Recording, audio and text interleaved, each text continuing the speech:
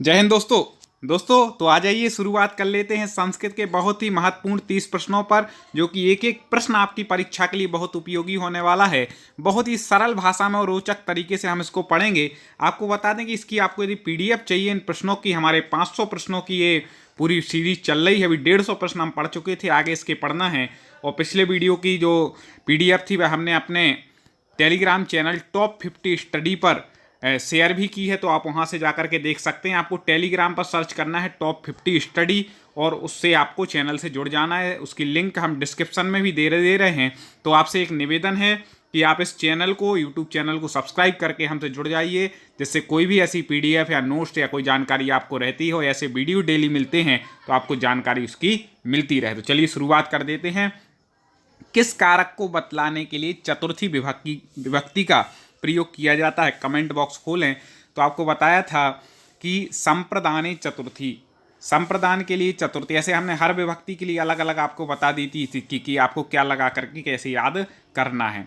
ठीक है, तो संप्रदान में कौन सी विभक्ति होती है? चतुर्थी। इसका जो चिन्ह होता है के लिए, संप्रदान के लिए, ये सब कुछ हम पढ़ा चुके हैं। हमारी जो प्ले लिस्ट है संस्कृत व्याकरण ट्रिक, उसमें संधि, समास, उपसर्ग, प्रत्यय, लिंग, वचन, कारक, सारी चीज़ें ट्रिक के द्वारा संस्कृत की पढ़ाई गई, क्योंकि कई लोगों को कठिनाई होती है, तो मैंने ट्रिक से पढ़ा दी। तो आप प्ले लिस्ट में जा करके जरूर देखिए और टॉप 50 स्टडी चैनल से जुड़ जाइए। अगला देखें, विश्लेष को सूचित करने के लिए किस विभक्ति का प्रयोग होता है? जल्दी से बता दें तो आपको बता दें कि विश्लेष को जो सूचित करती है कौन सी विभक्ति होती है? पंचमी। कुछ सरल क्वेश्चन है, कुछ कठिन है। इसी में आगे लिंग, वचन, कारक से संबंधित भी क्वेश्चन है, क्योंकि आज हमारा विभक्ति का चैप्टर खत्म हो रहा है। हमने बोला था ना कि संस्कृत व्याकरण को हम शुरू से पढ़ रहे हैं। क्वेश्चन 1 से हमने शुरुआत की थी, आज 180 तक कंप्लीट हो जाने हैं। अब सोचो आप, इतनी अच्छी आपकी तैयारी चल रही है। शेषत्व की विवक्षा में किस विभक्ति का विधान पाणिनि ने स्वीकार किया है? पाणिनि को स्वीकार है या स्वीकार किया है शेषत्व की विवक्षा में? तो जल्दी से बता दें तो इसका उत्तर हो जाएगा षष्ठी। ठीक है, तो यहाँ पर पूछा था विश्लेष की अपेक्षा में पंचमी और शेषत्व की अवस्था में षष्ठी। अब एक महत्वपूर्ण प्रश्न आ गया, कर्तरी कर्मणो कृति, इस सूत्र के द्वारा किस विभक्ति का विधान किया गया है? कर्तरी कर्मणो कृति सूत्र के द्वारा किस विभक्ति का विधान किया गया है? जल्दी से बता दें दोस्तों। हाँ, 4 ऑप्शन दिए हैं, कमेंट बॉक्स में उत्तर आपको बतलाना है। कई मित्र बहुत अच्छे उत्तर देते हैं, तो आपको बता दें कि इसका उत्तर हो जाएगा, क्या हो जाएगा? हाँ, बिल्कुल सही, डी इसका उत्तर हो जाएगा, षष्ठी। आगे है, औपश्लेषिकार्थ को सूचित करने के लिए प्रयुक्त विभक्ति है। औपश्लेषिक जो अर्थ होते हैं, तो औपश्लेषिकार्थ को सूचित करने के लिए जो विभक्ति होती है वह होती है सप्तमी। ठीक है, अब देखें, विधिमान्य कारकों की संख्या कितनी है? जल्दी से बता दें। विधिमान्य कारकों की संख्या, तो जो माने गए हैं, मतलब जिनको है, क्योंकि संबंध को कई बार कारक नहीं माना जाता है, तो विधिमान्य जो कारकों की संख्या है वह कितनी है? 6 है। ठीक है, विधिमान्य कारकों की संख्या 6 है, याद रखना, आ जाए पेपर में। तो संस्कृत व्याकरण में कितने वचन हैं? संस्कृत व्याकरण की अपेक्षा यहाँ पर पूछ रहे हैं, तो आपको बता दें कि संस्कृत व्याकरण में वचन होते हैं, हाँ हिंदी में तो आपने पढ़े होंगे 2, एक वचन और बहुवचन, लेकिन यहाँ संस्कृत में अलग है। संस्कृत व्याकरण में 3 वचन हैं। कितने हैं? 3 वचन, याद रखिएगा, एक वचन, द्विवचन और बहुवचन, 3 वचन हैं। लिंग, वचन, कारक का एक हमने कॉमन वीडियो बनाया है, सरल भाषा में समझाया है। तो हमारी जो प्ले लिस्ट है किस नाम से? संस्कृत व्याकरण ट्रिक, तो उसमें आप देख लेना। शिवा नेत्रेभ्य अपश्यत, इस वाक्य में नेत्रेभ्य किस वचन में प्रयुक्त है? शिवा नेत्रेभ्य अपश्यत, मतलब शिव जी के जो है नेत्रेभ्य, नेत्रों के लिए, अपश्यत मतलब देखा, शिव के नेत्रों को देखा, तो इसका नेत्रेभ्य, नेत्र मतलब नेत्रेभ्य बहुवचन। ठीक है, नेत्रेभ्य में कौन सा वचन प्रयुक्त है? बहुवचन प्रयुक्त है। आगे है, प्रभवा कर्णाभ्याम शृणोति, इस वाक्य में कर्णाभ्याम पद किस वचन है? वचन से संबंधित है। जो प्रभा है वह कर्णाभ्याम श्रृणु, कर्ण से सुनता है, कर्ण के द्वारा सुनता है, एक प्रकार से समझ लें। तो कर्णाभ्याम, कर्ण के रूप चलेंगे राम जैसे, तो द्विवचन में बनता है कर्णाभ्याम। कर्णेभ्या बन जाएगा, बहुवचन में क्या हो जाएगा, कर्णेभ्या। तृतीया विभक्ति में बनेगा वो। ते नेत्रेभ्या पश्यन्ति, वे नेत्र के द्वारा देखते हैं। सा कर्णाभ्याम शृणोति, वह कर्ण के द्वारा सुनता है। इस वाक्य में शृणोति पद किस वचन का बोधक है? जल्दी से बता दें किस वचन का बोधक होना चाहिए, इसको देख लीजिए। हाँ, तो ते नेत्राभ्याम पश्यन्ति, वह नेत्र से देखता हो, कर्णा से वह कर्ण से सुनता है। तो शृणोति में आपको बताना है कौन सा वचन है। तो यहाँ पर जो शृणोति में वचन है बिल्कुल सही पहचान रहे हैं। शृणोति, शृणुतः, शृण्वन्ति, शृणोति एक वचन है, क्योंकि वह है ना, सा एक व्यक्ति है। ठीक है, तो शृणोति में भी कौन सा वचन होगा, एक वचन। यदि कर्ता एक वचन का होता है तो क्रिया भी एक वचन की होगी। कर्ता द्विवचन का होगा तो क्रिया द्विवचन की होगी। कर्ता बहुवचन का होगा तो क्रिया ही बहुवचन की होगी। तो शृणोति, शृणुता, शृण्वन्ति ऐसे इसके रूप चलते हैं। लट लकार का प्रथम पुरुष एक वचन है, एक वचन इसका उत्तर ठीक हो जाएगा। दोस्तों, ऐसे पिछले वीडियो आपने ना देखे हों तो चैनल यूट्यूब पे सर्च करना टॉप 50 स्टडी, और क्रम से हमारे वीडियो आप जरूर देख लेना, एक एक वीडियो आपके लिए उपयोगी होगा। ठीक है, और टेलीग्राम चैनल से तो चूक नहीं मत दोस्तों, तुरंत जुड़ जाओ। डेली क्लास, कई लोग बोलते सर नोटिफिकेशन नहीं आ पाता, तो उन्हीं को आएगा जिनने सब्सक्राइब किया हो, तब उन्हें जानकारी लगेगी आगे अगला वीडियो इसके बाद वाला जो पार्ट होगा। ठीक है, तो सब्सक्राइब तो कर ही लिया होगा। इसके बाद बेल आइकन दबा करके नोटिफिकेशन जिसने ऑन किया है। नहीं तो तीसरा हम काम क्या करते हैं कि क्लास के 2 मिनट पहले आपको क्या कर देते हैं, टेलीग्राम पर लिंक भेज देंगे। तो ठीक है, तो आप वहाँ से डायरेक्ट जुड़ जाइएगा। अभवन क्रियापद किस वचन में प्रयुक्त है? अभवन कई बार पूछा गया है, तो आपको बता दें कि अभवत, अभवताम, अभवन। ठीक है, अभवत, अभवताम, अभवन, तो अभवन बहुवचन में हो जाएगा। ये रूप चलते हैं ना, अभवत, अभवताम, अभवन, भूतकाल में, इस प्रकार से यहां पर हो जाएगा।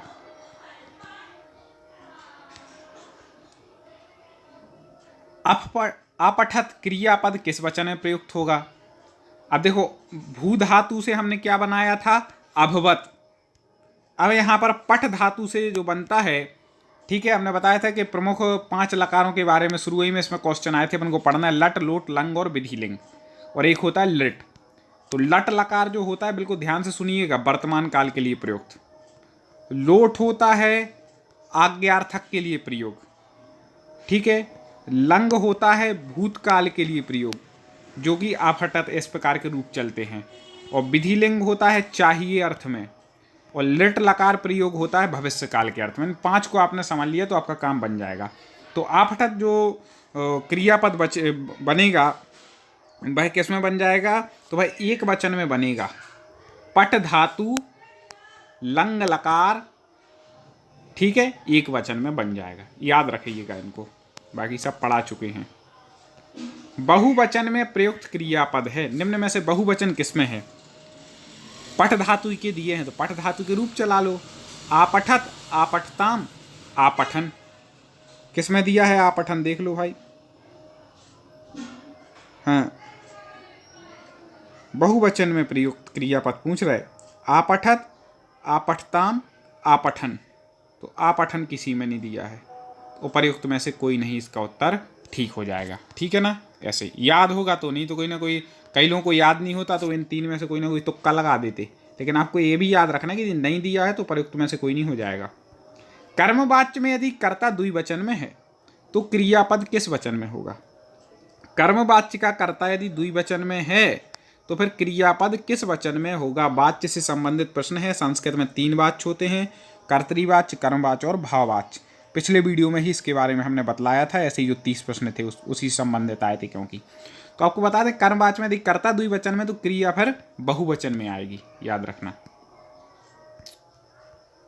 कर्तृवाच्य एक वचन, कर्तृवाचन एक वचन कर्ता के साथ प्रयुक्त क्रियापद होगा। कर्तृवाच्य होना चाहिए, कई बार टाइपिस्ट से दिक्कत हो जाती है, मिस्टेक हो जाती है लिखते लिखते। तो कर्तृवाच्य एक वचन कर्ता के साथ प्रयुक्त, मतलब कर्तृवाच्य का एक वचन का जो कर्ता है उसके साथ प्रयुक्त क्रिया कौन से वचन की होगी?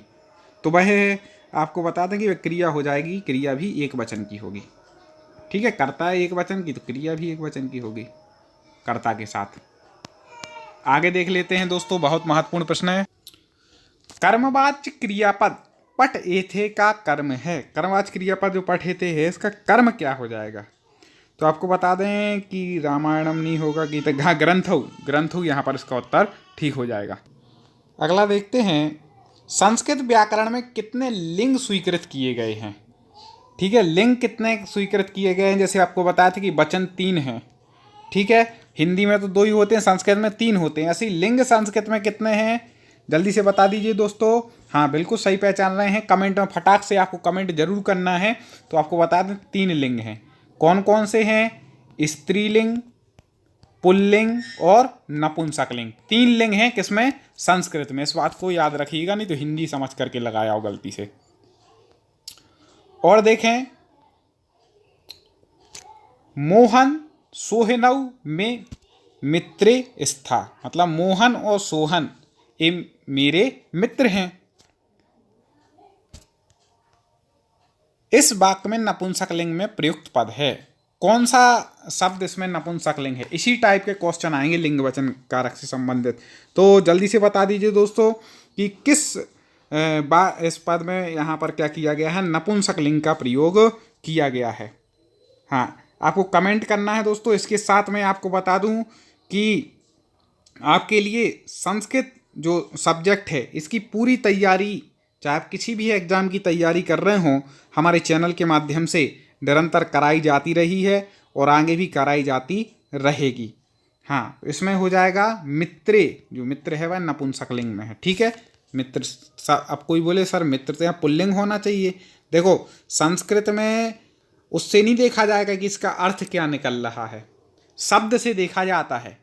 जैसे एक बार हमने बताया था, बहुत कमेंट आएगी, देवता जो शब्द है ये किस लिंग का है? अच्छा चलो आप ही कमेंट कर दो, देवता शब्द किस लिंग का है? अब सब लोग बोलेंगे इसको पुल्लिंग, बिल्कुल सब यही बोलेंगे, क्योंकि देवता मतलब तो भाई देव लोग होते हैं। लेकिन यदि देवता शब्द इसमें पूछा जाए ना, तो आपको बता दें कि देवता स्त्रीलिंग आता है। शब्द की बात कर रहा हूं मैं, देवता लोग तो पुल्लिंग है, लेकिन देवता जो शब्द है, जैसे हमने कहा कि कलत्र, कलत्र का अर्थ क्या है? स्त्री, लेकिन कलत्र शब्द कैसा है? नपुंसकलिंग है। याद रखिएगा, कलत्र शब्द कैसा है? नपुंसकलिंग, लेकिन अर्थ उसका क्या हो रहा है? स्त्री होता है। ठीक है, तो दोस्तों आप समझ गए होंगे कि हमें शब्द देखना है, अर्थ को नहीं देखना है कि वह शब्द किस लिंग में है। तो मित्र शब्द आपको बता दें, इसका उत्तर बिल्कुल आप भी कमेंट में आप पहचानने लगे हैं, तो यह नपुंसकलिंग का शब्द है। किस लिंग का है मित्र शब्द? संस्कृत में नपुंसकलिंग का। मैंने संस्कृत में क्यों बोला? क्योंकि आज एक बहुत अच्छी बात आपको बता रहा हूं कि हिंदी भाषा में यदि मित्र शब्द पूछता और आप नपुंसकलिंग लगा के आते तो वैसे ही गलत हो जाता, क्योंकि हिंदी में नपुंसकलिंग होते ही नहीं। हिंदी में केवल 2 लिंग होते हैं। अब मित्र शब्द पूछ ले और 2 ऑप्शन दिए हों हिंदी में कि मित्र शब्द किस लिंग का है, तो आप कौन सा लगाएंगे बताओ? हिंदी में तो आप पुल्लिंग लगाएंगे तो भी गलत हो जाएगा, स्त्रीलिंग लगाएंगे तो भी गलत, क्योंकि ये दोनों लिंग में होता है। दोनों उत्तर दिया होगा नीचे तीसरे नंबर पर, तब आपको वो लगाना है। मित्र शब्द आपको बता दें कि हिंदी भाषा में पुल्लिंग है और स्त्रीलिंग में ही प्रयुक्त होता है, नपुंसकलिंग तो होता ही नहीं हिंदी भाषा में। तो इस प्रकार से क्योंकि ऐसा क्यों? क्योंकि आपने देखा होगा पुरुषों को मित्र तो मित्र कहते, लेकिन महिला मित्र, कई बार ये शब्द आपने टीवीओं में एंकरों के माध्यम सुना होगा कि इनकी महिला मित्र। तो इस प्रकार से तो ये दोनों में होता है, हिंदी भाषा में, संस्कृत भाषा में नपुंसकलिंग में। याद रखना, ठीक है ना दोस्तों। अगला प्रश्न, अगला है, देवता शब्द किस लिंग में प्रयुक्त होता है? लो अभी आया था, मैंने बताया था। मैंने जो डेली क्विज कराता हूँ अपने यूट्यूब चैनल टॉप 50 स्टडी पर, उसमें मैंने कल ही शाम को ये प्रश्न पूछा था रात वाली क्विज में, और हमारे ये टेलीग्राम टॉप 50 स्टडी पर मैं उसके सही आंसर ही बता देता हूँ, कन्फ्यूजन ना हो उसके, और भी ऐसे क्विज कराता रहता हूँ। तो दोस्तों उस टेलीग्राम से आप जरूर जुड़ गए होंगे। तो अब बताएं कि देवता शब्द किस लिंग में प्रयुक्त होता है। और कल इसका 87% लोगों ने गलत आंसर दिया, केवल 9% लोगों ने ही सही आंसर दिया है। तो जो हमारी क्लास को रेगुलर पढ़ते हैं उन्हें हम पहले भी बता चुके थे कि संस्कृत में देवता शब्द है वह स्त्रीलिंग है। कौन सा लिंग है? स्त्रीलिंग है। ठीक है, हिंदी की अपेक्षा पूछेंगे तो फिर दोनों का पढ़ेंगे, तो वहाँ पर अपन ने संस्कृत की अपेक्षा पूछा था। तो इस प्रकार से हम देख रहे थे कि लोग कमेंट में अलग से लिख, कई मित्रों ने कमेंट में बिल्कुल सही लिखा कि संस्कृत में स्त्रीलिंग है और हिंदी में इसको पुल्लिंग के रूप में गिना जाता है। ठीक है, तो संस्कृत में ये स्त्रीलिंग है देवता शब्द, तो हिंदी में पूछ लें तो पुल्लिंग है। कई बार ऐसी कुछ चीज़ें हैं ऐसे शब्द, तो याद रखना, उनको मैं बताता जाऊँगा, चिंता नहीं करें। आप जुड़े रहें, रेगुलर हमारे प्रश्नों का अभ्यास करते रहें। सब्सक्राइब करके केवल जुड़ना है, बेल आइकन नोटिफिकेशन को ऑन करना है और बस टेलीग्राम से जुड़ जाना, 2 काम कर लीजिए। संस्कृत सर्वनाम पद नह किस वचन में प्रयुक्त होता है? नह कई बार पूछा जाता है नह, और लोग कंफ्यूज हो जाते हैं, तो आपको बता दें कि नह जो होता है बहुवचन में प्रयुक्त होता है। नह मतलब होता है हम सब, याद रखना, ठीक है। तो बहुवचन में प्रयुक्त होता है संस्कृत सर्वनाम पद में नह। आगे देखें, महत्वपूर्ण प्रश्न, लिंग मात्र को बतलाने के लिए किस विभक्ति का प्रयोग होता है? लिंग मात्र को बतलाने के लिए में से कौन सी विभक्ति का प्रयोग होगा? विभक्ति संबंधित प्रश्न है, तो मैंने आपको सूत्र बताया था, प्रातिपदिकार्थ लिंग परिमाण वचन मात्रे प्रथमा, मतलब प्रातिपदिक अर्थ में, लिंग में, परिमाण में, वचन मात्र में, ठीक है। लिंग मात्र, वचन मात्र, इन सब में क्या होती है? प्रथमा विभक्ति होती है। तो लिंग को बतलाने के लिए कौन सी विभक्ति का प्रयोग होता है? लिंग मात्र को प्रथमा विभक्ति, याद रखना। और देखें, पुल्लिंग और स्त्रीलिंग दोनों लिंगों में प्रयुक्त होने वाला पद है। पुल्लिंग और स्त्रीलिंग जो दोनों लिंगों में प्रयुक्त होता है वो पद कौन सा है? बिल्कुल, हाँ बिल्कुल सही पे। एक एक प्रश्न आपके लिए बहुत उपयोगी है दोस्तों, कमेंट करते जाइए। तो आपको बता दें, पुल्लिंग स्त्रीलिंग दोनों लिंगों में प्रयुक्त होने वाला पद है में। अस्मद युष्मद की आप रूप याद कर लीजिएगा, अस्मद युष्मद। बाकी ट्रिक से तो हमने बहुत सारे शब्द रूप पढ़ा, इनके आप जरूर याद कर लेना। इसके भी शायद पढ़ाए हैं शब्द रूप वाले, उसमें देखना आप, ट्रिक मिल जाएगा। तो अस्मद युष्मद के रूप पढ़ेंगे तो उसमें आता है में। अगला है प्रश्न, यदि पसंद आ रहे हों, बात समझ में आ रही हो, तो तुरंत एक बार लाइक कर देना दोस्तों। कमेंट में बताना कि कैसे आपको लग रहा है, ऐसी व्याख्या चाहिए कि सीधे सीधे प्रश्नोत्तर चाहिए हैं जो आपके लिए उपयोगी हो सकें। तो तौ गच्छता और ते गच्छता, इन दोनों वाक्यों में व्याकरण की दृष्टि से कौन सा वाक्य सही है? ठीक है, तो तौ गच्छता का मतलब हुआ वे दोनों जाते हैं, और ते गच्छता, ते मतलब तो होता है वे सब, लेकिन गच्छता नहीं लगता, गच्छता लगता है गच्छति, गच्छता, गच्छन्ति, ठीक है। तो ते गच्छन्ति बहुवचन होना चाहिए, तो यहाँ पर तो गच्छता लगा इसलिए गलत है। एक जो इसका है तौ गच्छता, ये इसका ठीक हो जाएगा उत्तर, ठीक है ना। आगे, सर्वनाम पद ते किस लिंग में प्रयुक्त होता है? सर्वनाम पद जो ते है वह किस लिंग में प्रयुक्त होता है? तो आपको बता दें कि सा, ते, ता, हाँ बिल्कुल, पुल्लिंग और स्त्रीलिंग दोनों में होता है। सर्वनाम पद ते है ना, ते मतलब वे सब, ठीक है। सा तौ ते, यदि पुल्लिंग में होगा तो इसके रूप कैसे चलते हैं? सा तौ ते, और स्त्रीलिंग में होगा तो सा ते ता। तो स्त्रीलिंग के बहुवचन में होता है, सॉरी द्विवचन में होता है, और पुल्लिंग के जो है बहुवचन में प्रयुक्त होता है। इस प्रकार से दोनों लिंगों में होता है सर्वनाम का ते। और देखें, पुल्लिंग को स्त्रीलिंग में बदलने वाला प्रत्यय है। पुल्लिंग शब्द को स्त्रीलिंग में बदलने वाला प्रत्यय जल्दी से बता दें, फटाक से कमेंट कर दें। उपसर्ग प्रत्यय संबंधित प्रश्न है। तो आपको बताया सत्री, सानस तो भाई पुल्लिंग के प्रत्यय हैं, तातावतु भी उसी के हैं, कृत तद्धित भी उसी के। हाँ, गाप, डाप और टाप होना चाहिए, टप हो गया। टाप प्रत्यय जो है वह स्त्रीलिंग है, तो पुल्लिंग को स्त्रीलिंग बदलने के लिए गाप, गीप भी बोलते हैं इसको, गीप और टाप प्रत्यय हैं। अगला देखें, संस्कृत व्याकरण में कितने पुरुषों का विधान है? मतलब संस्कृत व्याकरण में कितने पुरुष हैं आपको बताना है। सरल क्वेश्चन है बिल्कुल। संस्कृत व्याकरण में लिंग पूछ ले 3 हैं, वचन पूछ ले 3 हैं, ठीक है। और इसके बाद पूछ ले लिंग वचन कारक नहीं, कारक तो ज़्यादा है, 3 वाला हम केवल बता रहे हैं, ठीक है। पुरुष पूछ ले 3 हैं, ठीक है। और क्या क्या 3 है, 2-4 बातें आप भी लिख देना कि भैया संस्कृत में ये 3 है, वचन 3 है, लिंग 3 है। एक और शब्द मेरे दिमाग में आ रहा था अभी हाल बिल्कुल और चला गया। पुरुष वाच्य भी 3 है, वाच्य भी कितने हैं? 3, कर्तृवाच्य, कर्मवाच्य, भाववाच्य। तो ऐसे तो और भी चीज़ें हैं जो 3। अब आप कुछ लिखना तो देखें और लोग पढ़ना कि क्या क्या लोग बता रहे हैं, 3 क्या क्या हैं भेद। तो पुरुषों का जो विधान है वह 3 है, ठीक है। कौन कौन से हैं? प्रथम पुरुष, मध्यम पुरुष और उत्तम पुरुष। प्रथम पुरुष में वह, वे दोनों वे सब, मध्यम पुरुष में तुम दोनों तुम सब, और उत्तम पुरुष में मैं, हम दोनों हम सब। इस प्रकार से आता है, 3 है। आगे देखें। अब देखो, गच्छता पद किस पुरुष का बोध है। मैंने शब्द रूप धातु रूप बड़े अच्छे ट्रिक से पढ़ाए हैं, याद भी कराए थे, अब आपको बनना चाहिए। तो आपको बता दें कि इसके रूप चला लीजिए आप। कौन सा पुरुष है? गच्छति, गच्छता, गच्छन्ति। ठीक है, तो यहां पर गच्छता, तो अब आप आसानी से लगा ले, हमने रूप बता दिए, लट लकार का है। ठीक है, लट लकार का है, तो इसमें कौन सा प्रथम पुरुष है? गच्छति, गच्छता, द्विवचन, प्रथम पुरुष द्विवचन, लट लकार। ठीक है ना। आगे, अरे मैं तो भूल ही गया पढ़ाते पढ़ाते कि 180 अपने पूरे हो गए। 30-30 प्रश्न लेते हैं ना हम, टॉप 30। हाँ, तो 180 यहाँ पर पूरे हो गए। इतना मग्न हो गया कि मैंने नंबर देखा ही नहीं। इस प्रकार से हमें बड़े अच्छे से, बड़े रोचक तरीके से, सरल तरीके से पढ़ना है दोस्तों।